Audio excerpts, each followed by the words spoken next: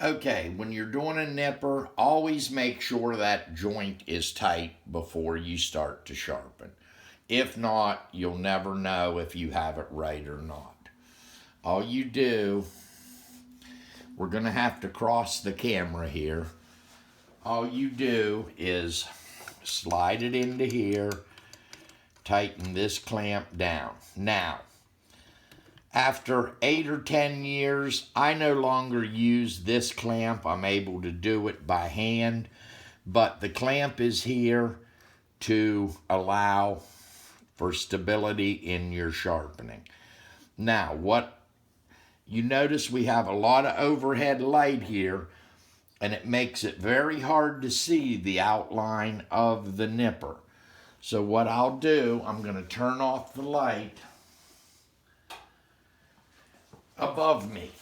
Now with that darker, I can see the outline of the nipper, and all I'm doing is lining the face of the nipper up with the wheel. When you tighten the thumb screw, make sure you don't crank it tight. It takes very little to hold it. You just turn it lightly. Now, what I'll do, start the wheel running.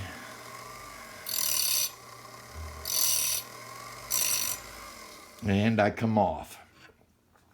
Now, I've cut it all the way front to back. I've got both jaws. That's all that was needed. Now, about 50% of the time, that's all that is needed to sharpen your nipper. You would test it. If it tests okay, you then step over. I'm going to speed up the... Now, I'm buffing the face. And even though it wasn't sharpened, I also opened them up and buff inside.